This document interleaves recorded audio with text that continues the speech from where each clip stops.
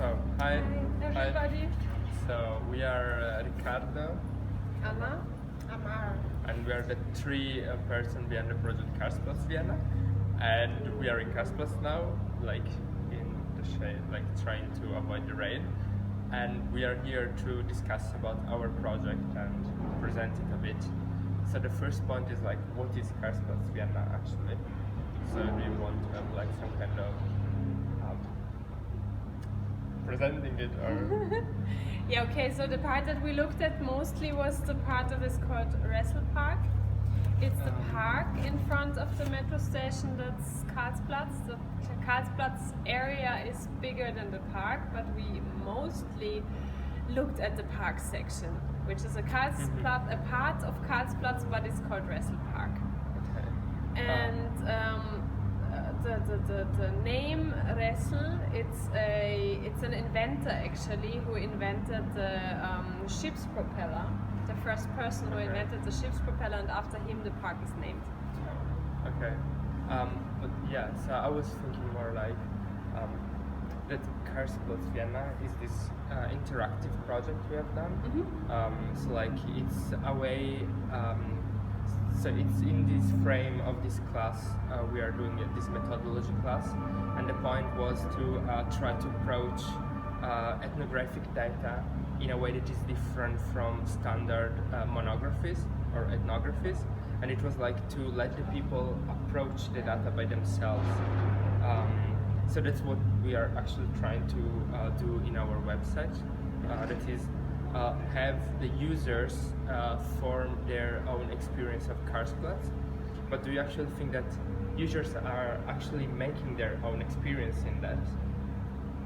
Because I will tell you my opinion, and it is that people are actually kind of, they are not actually free to engage with the data, because we are like kind of giving them some narrative and a way of approaching them, right? So what do you think about it?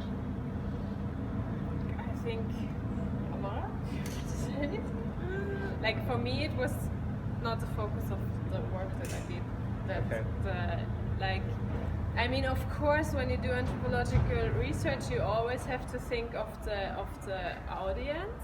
Like when you write, you have to think who is reading, and who do you do a visual anthropology or an anthropology in general. Who do you write for, or who do you produce pictures for, or who do you produce videos, audios, all of this material for?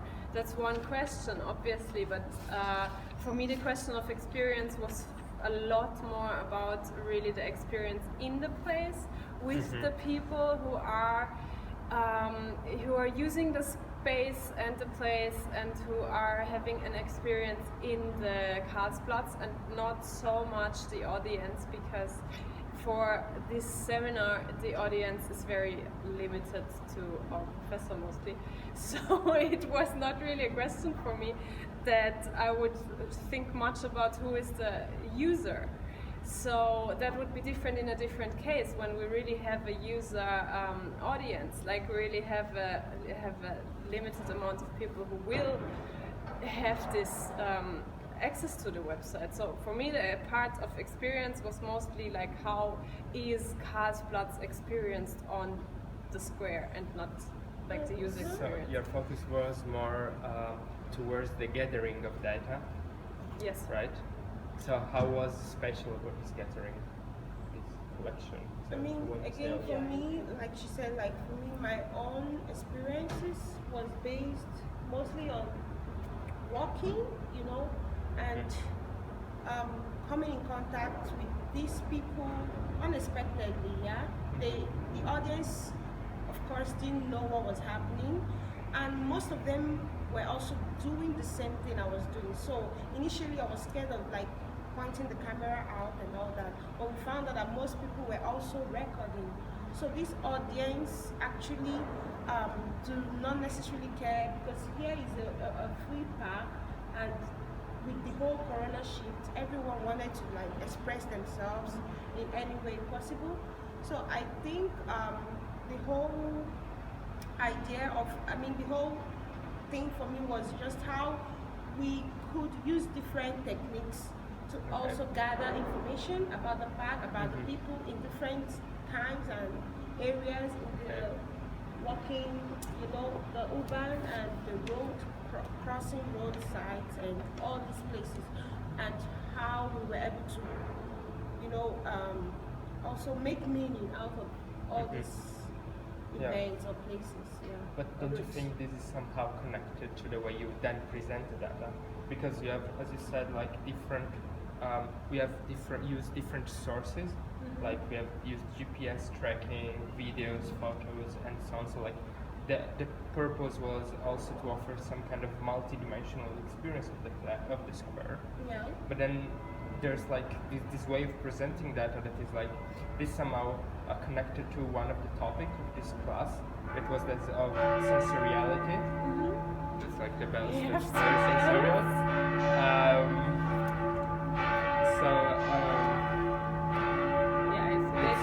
It's 11:30. They do 5 minutes. 5 minutes. Yeah. But I think all at midday, not. They do. I recorded them. They do 5 minutes or longer, even 6 minutes, I think. I think we are hearable still. I think it works with we can try. I have like my phone recorder. Yeah. Our voices are we much can louder try than how loud we are. Yeah, so like I think so our project is really connected to this sensorial side and to let the people somehow be able to engage that, right? Yeah, exactly. And the different techniques we use, the multi-dimensional techniques like the GPS tracking, also produces multi-sensorial feelings and perception and emotion of the whole reality, like the whole episodes happening here. Because when you have the video recording the movements, the feeling comes different to when you have the camera focused on this person and getting a shot from that person. And also when you did the time lapses also, like I just want you to know that each technique we used, for me with each technique we used, like while I was looking at the website, analyzing each of the different techniques we used to get this data, I also felt different emotions, sensory feelings, like somewhere cold, somewhere wow, somewhere okay, the baby coming, So that was it for me. So what more do you think that this sensorial side can say about ethnography? So like it's not usual that when you have like kind of ethnographic work, as Favero says, you are going to really in the thick dimension. So it's like this thin, actually some kind of enrichment. So I use this word thick and thin because they are the words that Favero used in one of his articles, and this idea that girls are make this description of the thick, like going for the meaning, while the thin will be like more oriented towards the sensorial side, like making the perceptions come to the fore. So I think actually this theme actually enriches ethnography. Of course, like it's a new, I don't know how new it is, but according to Ingold, I think it's a part of ethnography that should be explored more, because people are so used to going to the participants to observe and just sit at the spot, maybe in their house or in the cafe, and just keep talking. So they try, anthropology or ethnographers try to introduce another way to explore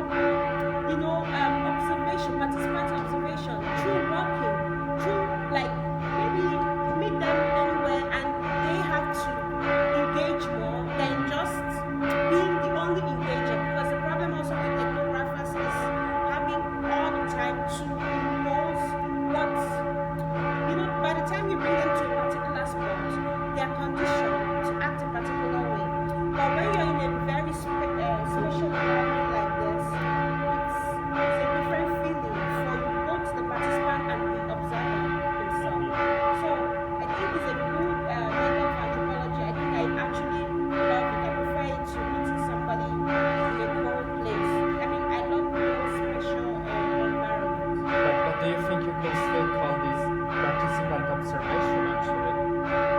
Because like, What? do you think that the way we collected data, you could still call it participant observation? Or is it actually something different? Because that's not the usual way participant observation is conceived. What is the usual way? I mean, like, usually there's like this idea that you sit down, like you make experience of something, right? And you participate, and at the same time you observe something. But you don't have this presence of the recording media with you. Like it's not like you are.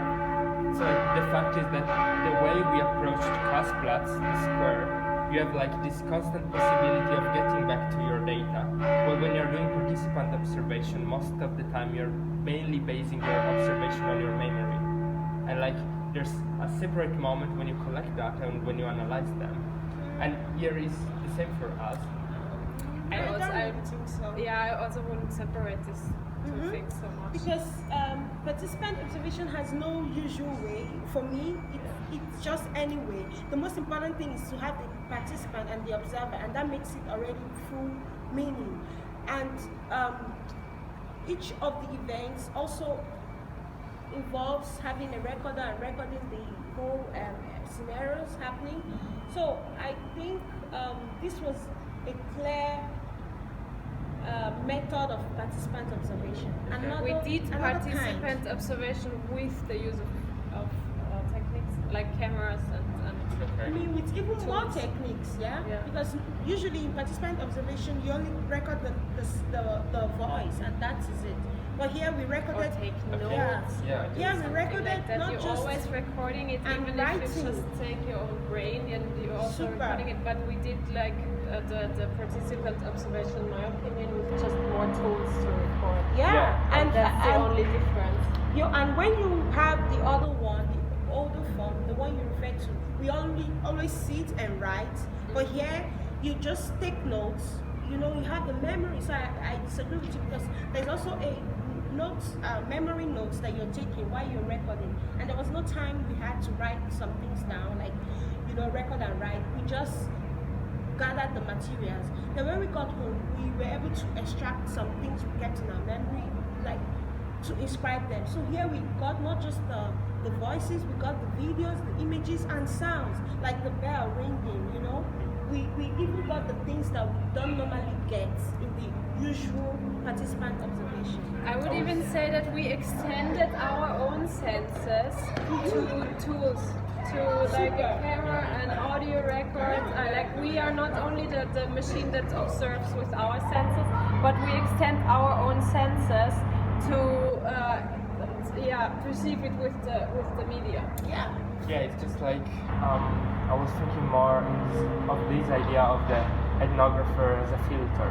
So you do think that like using this kind of media actually reduces this idea of like, do you think you can have access to this unmediated reality when you're like I think making it pictures changes and- it for sure, but it also extends it. Okay. It's not a narrowing, but it's an extension for me.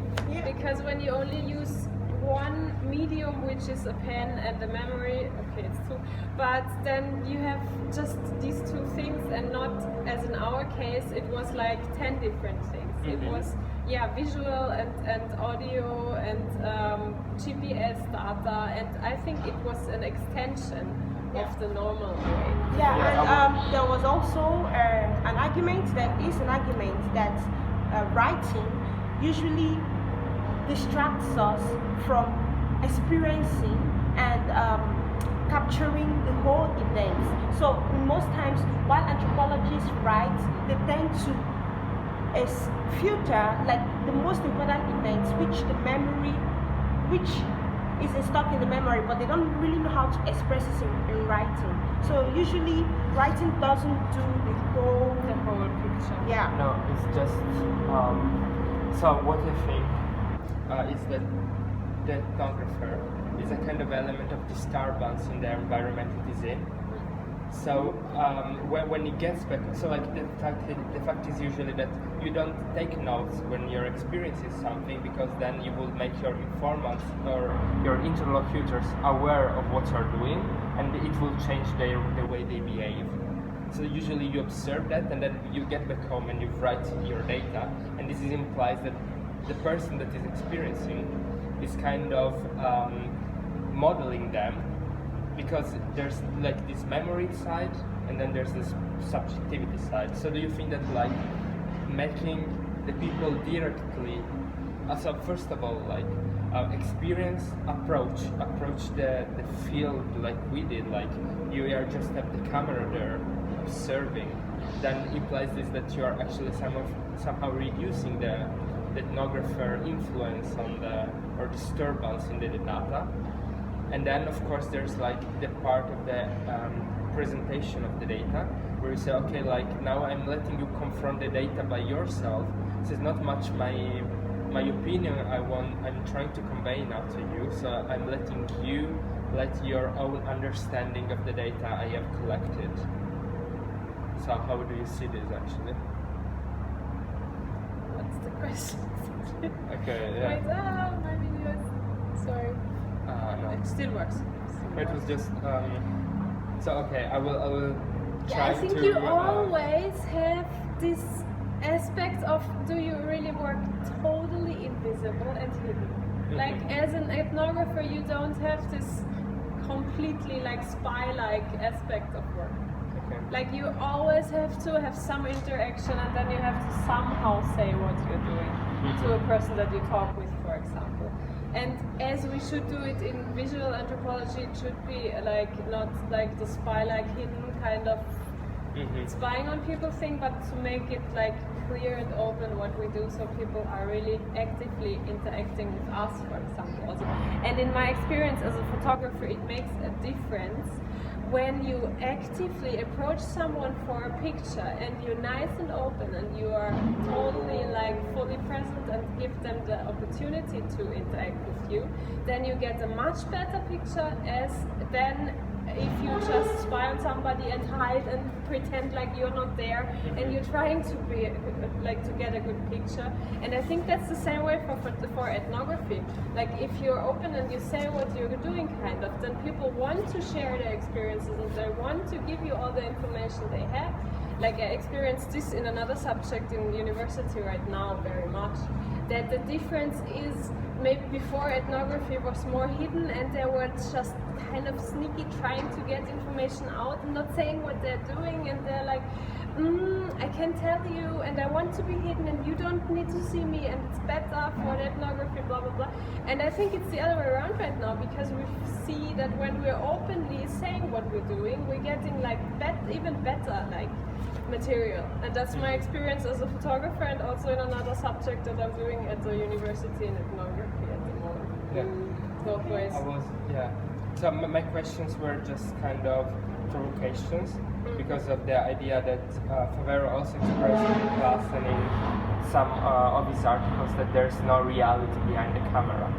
So like the fact is, so what he actually said is that when you are filming something for ethnographic purposes, then of course the camera changes the way other people are behaving, because they are aware of the camera, but this does not mean that people have a life that is outside of the thing that you can record, right? So that's the basic idea. So I think we should cut to end. We're at 18 minutes. Yeah, we can cut. I think 20 is enough. I think it was all interesting, but I think with 20 minutes we and I have just I think wanted we to just add that coming here was a really interesting feeling, because we got all the senses. Like at some point you felt the smell of the park. When it was raining, the smell of the dog, the kids running. You know, the kids have this smell. Even when I went into the park, the smell, the scent was different from the usual park, like where the water is, where the fountain is. And you know, we also engaged with our sight. We could even see things properly. There was a time we were walking in and you saw the angle somewhere. Like you engage with your vision properly. Your ears are more vocal to sounds, like the bell. You can't hide from it. So the point was everything had our sensories, like the five senses to an extent. They expand themselves, even with they the were tools. really passive active with us. Yeah, I think they're expanding. Even if you're using the tools like a camera, you're expanding your vision. Like you train how to see and where to look, and it's the same with audio. When you have this tool of recording audio sounds, you suddenly pay attention to them, and you suddenly like make this field wider where you pay attention to sounds, and that's the same with smells and with all these things. So I think the tools help in really expanding also our own senses. Okay. So do you think like that expanding your senses implies also some kind of different understanding of the reality you're observing? Yeah, totally. Yeah. It engages you bigger, yeah? Even though bigger. in most times we tend to narrow the things we see, the sounds, the sights, but with the whole experience for us, it expanded it. Like you cannot not narrow it down. You have to engage. Okay.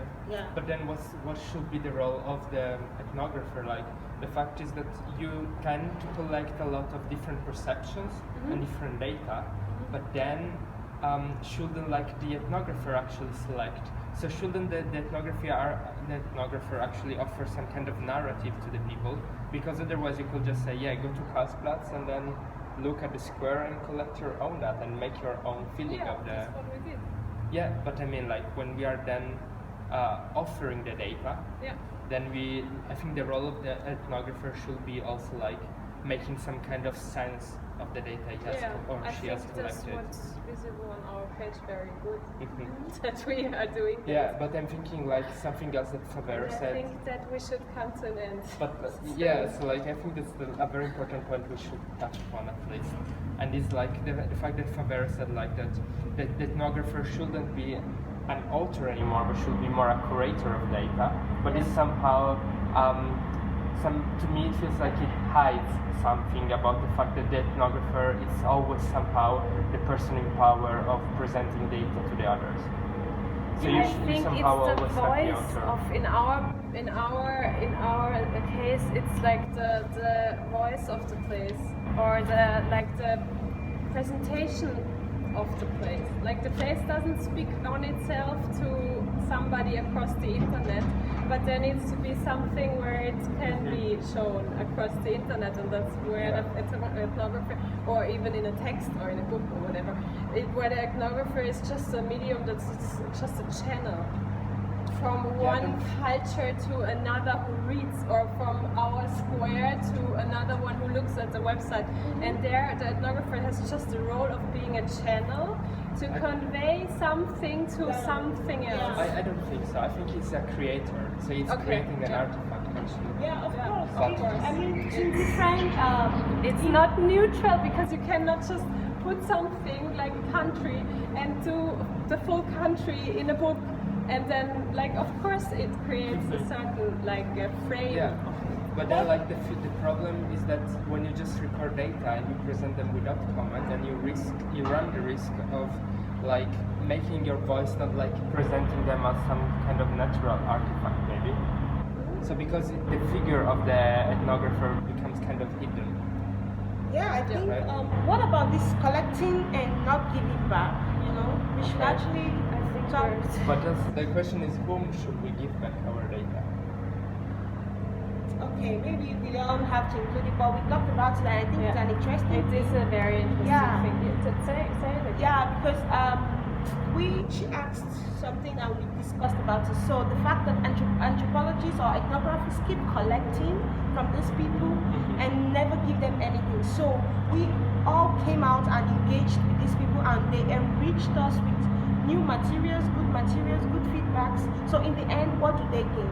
So I actually, in my opinion, I feel like by collecting from them, we help them also to filter some information they have. Because in most cases, these people have things they want to talk about, but they don't know who to express it to. So like the coffee guy had so much to tell her about the park and how it functions with the government, which we don't want to engage in anyways. But it's expressed, he expressed so much about his own issues which he cannot normally tell anybody. So usually people just come and buy coffee and go. Nobody has the time to say, hey, tell me about this. So he found her very interesting. And initially we were so worried that he wouldn't even have time for us. But he actually gave us good time. He was saying and saying, we were the ones ending the interviews because he had something, a lot to say. So my point is, by sharing this body, by telling someone some things, you tend to release. So ethnographers are just, I feel like they are just the magicians, helping you to release from your whole stress and just say to someone, and who better to talk to than a stranger, because you can Who's rely on interested in everything. Exactly. Who The wants to stranger, hear exactly, everything. and you confide in the stranger. So Like a therapist. Yeah, therapist. So Yeah. I strongly believe that anthropologists, of course, by collecting from these people, we don't give They them give the anything. therapy lesson. Yeah, we take Yeah, it for I free. don't know. And because when we even go, we go back with huge information. I had an experience with a lady, a neuroscientist, when I was looking at women in STEM field, women studying science, technology, and engineering. So I wanted to know how they felt in a system like Austria. And after she gave us all the information, she was like, oh God, I am so happy I engaged in this conversation because I've never had it in a long time. So I took her back home to Croatia in the wall and all that. So she released all her body to me. And while going back home, I had the body and I was thinking about all the things she left on my back. So you see that we are magicians. And I think don't know. that's an interesting in many thing cases. for us. I will just contrast my opinion very, very shortly, and I feel like anthropologists just believe to think much more, they believe they are much more important than they actually are. Okay. Like, If that's your opinion, that's I your think that's my opinion. Like, there are It's many other certainly ways not people mine. can think about those things. Yeah. Okay. We should be grateful to them, actually, not on the other side. No, Yeah, we are so that's- grateful. Yeah, we are. Thank you. We are. We're grateful, in other words. We're grateful that you Okay. give us our body. Yes. So that Your was, body is too big. that was everything for our part, and Yeah. we hope you enjoyed and have fun on the Bye. site.